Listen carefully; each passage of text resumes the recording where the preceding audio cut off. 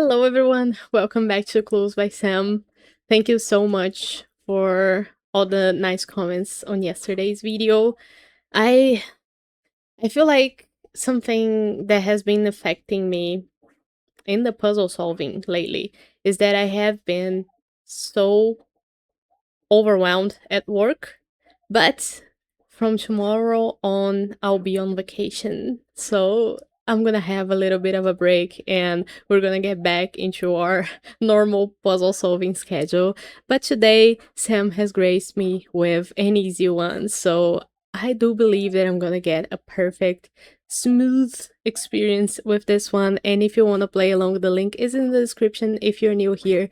Clues by Sam is a daily puzzle where there are 20 people and we have to figure out who are the criminals and who are the innocents using the clues that they give us. Criminals don't lie, there's no guessing involved, so let's see how this goes today. We start with Terry telling us that Terry is one of two innocents to write of Kita. So there's two people to write of Kita, which means that Terry and Ruth both have to be innocents. There's no more information from Terry that we can get, so we click on it, on Terry's card to dismiss it, and it goes sort of damned. Now, it's important not to do that when there is information that you can be reminded of later. Now, Ruth tells us that there are exactly two innocents to the left of Xavi. Xavi is in the exact same position as Kita, but there's two people to their left. So the people to their left have to be innocents, in this case, Umar and Wanda. And we click Ruth's clue as well. Now, Wanda says there is only one criminal in column A. Column A, we're talking about Aaron, Frida, Laura, and Petra. There's only one criminal among them. So 3 more innocents here in column A. Now, Umar says that both criminals in column D are connected. So we know that there's 2 criminals in column D. And one of them couldn't be Zoe, because Zoe is the last person in column D and she would be separated from any other criminals by Terry. So we know that Zoe is for sure an innocent. And we know that this one of the criminals in column D has to be Julie, because it's the only person in column D who is connected to any other person who could be a criminal, in this case Emma or Olive. So Julie is a criminal, we know that. And either Emma or Olive are gonna be the second and last criminal here in column D. So we tag them with the same color so that we know that if we ever make Emma a criminal, then the other yellow tagged person is gonna be automatically an innocent. And we don't need Umar's clue anymore because we have the tags telling us that information. Zoe says that only one column has no criminals. We're gonna keep that in mind and leave that clue there to remind us of that. Julie says that 2 innocents above Wanda are neighboring Daniel. Above Wanda, there's 2 people who neighbor Daniel, Barney and Gus. So, if 2 of them have to be innocents, then both Barney and Gus are those innocents. We don't need Julie's clue anymore because we can't get any more information from that. Barney says that each row has at least 2 innocents. What row doesn't have a second innocent yet? Row 2. But we still don't know. We could have 3 innocents. Gus says that exactly 2 of the 3 criminals on the edges are Isaac's neighbors. So Isaac has 5 people on the edges neighboring him: Barney, Daniel, Emma, and Olive. And we know that among them, there's an opposite pair. Emma and Olive are gonna have 1 innocent and 1 criminal among them. So where's the other criminal? It has to be Daniel, right? Oh, it is Julie. Okay, so it's very important to not ignore the people who are already revealed, because they could still play a part in your clue.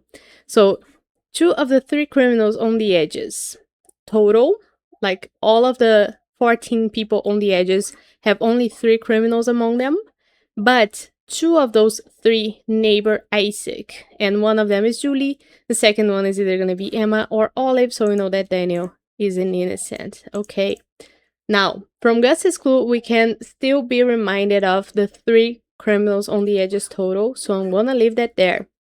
We know that in column A there is gonna be a criminal, right? And in that column everybody's on the edge, so it doesn't matter who is a criminal in column A. It could be Frida, it could be Laura, it could be Petra, it could be Aaron. every single one of them is on the edge. So our third person on the edge is in column A, which means that column C doesn't have a criminal on the edge, and that makes Xavi an innocent. Now we don't need Gus's clue anymore. Xavi says there's an odd number of criminals between Aaron and Umer. So our single criminal in column A is not going to be Aaron. It's going to be somebody who is below him. And I could have read that as innocent, so I'm glad I read it right. Aaron says that there's an equal number of innocents in rows 1 and 5. So row 5 has 4 innocents, which means that row 1 needs 4 innocents as well. So Emma has to be an innocent here, which makes Olive a criminal now. We don't need Olive's text, and we don't need Aaron's clue anymore. Emma says there are exactly 2 instances between Petra and Terry. So there's 2 people total. Both of them are going to be innocents. We don't need Emma's clue anymore. Kita says there are more criminals in column A than column C. We know there's 1 criminal only in column A, so column C couldn't have any. So both Nancy and Isaac are innocents in this situation. And what did we know from before? We know from Zoe that only 1 column has no criminals, and now we know that that column is column C from Kita's clue. So we combine these 2, and we know that there has to be 1 criminal in column B, which in this case is Martin. Ooh, Martin doesn't give us a new clue. But we can be reminded of something else. Barney says that each row has at least 2 innocents, so which row right now doesn't have a second one and has only 1 person left? Row 3. So we know that Laura has to be an innocent to make row 3 comply with the clue, and now every single row has at least 2 innocents. We don't need Barney's clue anymore. We know that Frida and Petra are opposites, but Laura says that 1 criminal in row 2 has an innocent directly to the right of them. 1 criminal in row 2 has an innocent directly to the right of them. We have 1 criminal already in row 2, right, Julie? But Julie doesn't have anybody to her right. So it couldn't be her who's the criminal in row 2 that has an innocent to her right. It has to be Frida, the only other person who could be a criminal in that row. And that makes Petra our last innocent. Very good.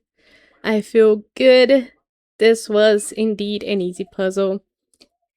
And I'm gonna leave it here for today. Again, thank you so much for watching. I appreciate you all and all your comments, and also you sharing your experiences with me. So if you do play the puzzle, or if you want me to play any other ones like a community one or a special one, then let me know.